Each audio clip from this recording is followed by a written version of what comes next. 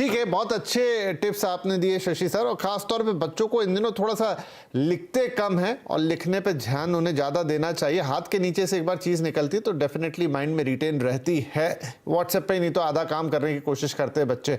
Anyway, Aparna ma'am भी जुड़ गई हैं साथ में। अपर्णा जी, एक बात मुझे जाननी है कि पहले तो खैर ऐसा नहीं होता था, लेकिन क्या इन दिनों जब आप सब्जेक्ट्स पढ़ाते हैं और बहुत सारी चीज़ें करते हैं, कोई क्लास ऐसी भी लगती है जहां पर हम ये सिखाते हैं बच्चों को कि how to handle the stress, और खास तौर पे परीक्षा का, मतलब इन जनरल तो बोलते होंगे, लेकिन क्या अलग से कोई वेल डिजाइंड कोर्स, कोई करिकुलम, कोई छोटा मोटा नोटशीट, कुछ ऐसा रहता है स्कूल में?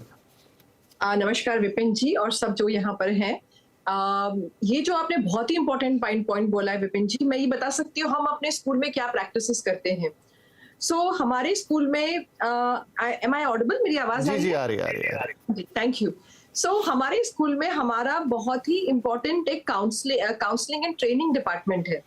और ये जब एग्जाम शुरू होने के, मतलब नॉट ओनली एग्जाम से बहुत पहले जब बच्चे प्रिपेयर करना शुरू करते हैं, हर बच्चे को काउंसिल करके देखा जाता है कि उसका मूड और उसका उसके अंदर उसको पढ़ाई करते वक्त क्या चीजें अच्छी लगती है, कैसे वो बेटर कर सकता है, उसकी पूरी स्टडी होती है। उसके बाद उनको वैसे ही हेल्प दी जाती है, उनके पेरेंट्स को बुला करके उनको उनके साथ भी किया जाता है। फिर 3 महीने एग्जाम से पहले हम एक पूरा वर्कशॉप करते हैं पेरेंट्स के साथ में कि अब एग्जाम आने वाला है, 3 महीने हैं, तो क्या क्या टिप्स हैं जो उनके लिए जरूरी, जो घर पे उनको माहौल बनाना है बच्चों के लिए। और साथ ही बच्चों को एग्जाम में, देखिए हर स्कूल में कोर्स तो खत्म हो ही चुका होता है, सिलेबस पूरा हम खत्म कर चुके होते हैं, रिवीजन चल रहा होता है। अलॉन्ग विद द रिवीजन हम ये मैनेज करते जाते हैं कि बच्चों को टोटल काउंसलिंग, कैसे उनको मेडिटेशन में जाना है, कैसे उनको कूल रखना है। क्वेश्चन पेपर पढ़ने के बाद में जो इतना अच्छा सीबीएसई का रूल है कि आपको 15 मिनट मिलते हैं पहले क्वेश्चन पेपर पढ़ के सोचने के लिए।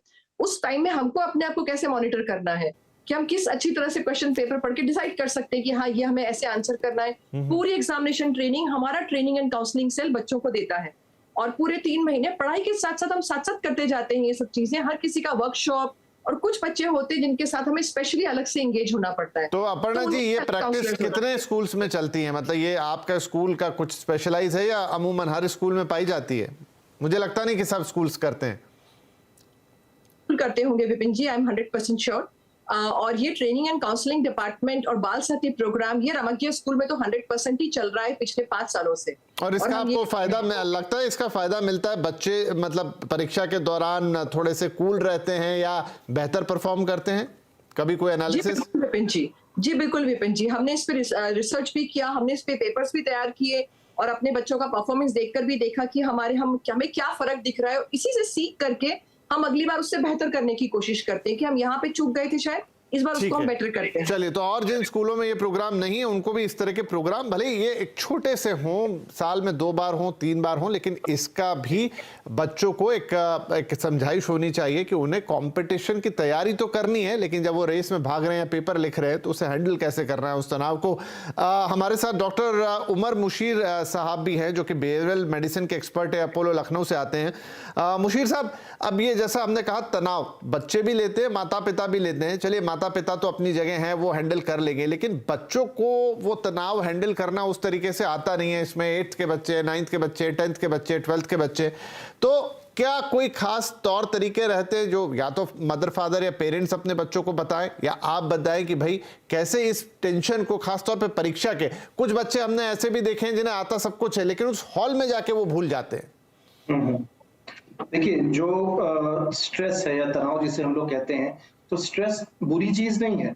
स्ट्रेस हमको थोड़ा सा प्रेरित करती है कि हम थोड़ा सा आगे बढ़ें, थोड़ा सा लोगों के साथ अपने आप को compete करें। बट ये स्ट्रेस जब डिस्ट्रेस में कन्वर्ट हो जाता है तो जाकर के प्रॉब्लम शुरू होती है।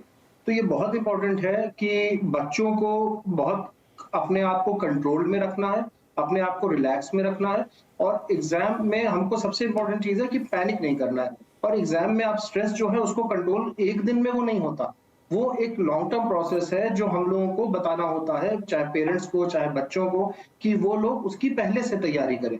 पहले से तैयारी का मतलब है कि जब उनको मालूम है कि उनका एग्जाम स्टार्ट होने वाला है, या उनकी एक टाइम टेबल अपना बना ले कि किस तरह से वो अपने दिनचर्या को रखेंगे, कितने बजे सुबह सो करके उठना है, कितने बजे उनको फ्रेश अप होना है, कितने बजे उनको नाश्ता करना है, पढ़ाई करना है। तो इन चीजों का एक टाइम टेबल होना चाहिए, जो कि बहुत जरूरी है। इस टाइम टेबल में पढ़ाई तो है ही, साथ ही साथ थोड़ा कुछ ना कुछ रिलैक्सेशन का भी समय होना चाहिए। क्योंकि मैंने देखा है, हम लोग सब देखते हैं कि बच्चे ओवर स्ट्रेस होकर के पता चला कि वो सिर्फ 4 घंटे 5 घंटे सो रहे हैं, क्योंकि एक जो स्लीप बहुत इंपॉर्टेंट है।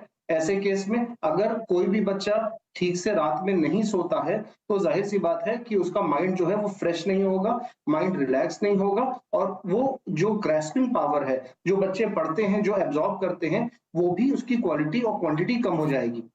इसलिए स्लीप बहुत इंपॉर्टेंट है।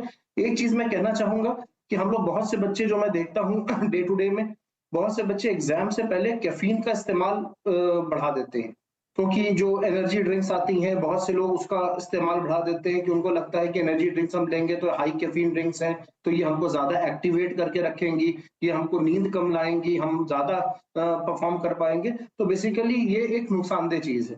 कैफीन इंटेक बहुत ही लिमिटेड अमाउंट में होना चाहिए, और एनर्जी ड्रिंक्स का प्रयोग बिल्कुल नहीं किया जाना चाहिए एग्जाम की प्रिपरेशन में, क्योंकि ये आपके माइंड को स्टिमुलेट के साथ बाकी आपके जो हार्ट है उसको भी स्टिमुलेट करता है। कैफीन ये एक स्टिमुलेंट है, आपका हार्ट रेट भी बढ़ाता है, आपका ब्लड प्रेशर बढ़ाता है। ऑलरेडी आप स्ट्रेस में हैं, डिस्ट्रेस में हैं, ऑलरेडी आप घबरा रहे हैं, ये आपके और हार्ट बीट को बढ़ाएगा, बीपी बढ़ाएगा, आपका एड्रेनलिन सिक्रीशन बढ़ाएगा, और अल्टीमेटली आपका जो टेंशन है, जो स्ट्रेस है, वो और ज्यादा बढ़ जाएगा।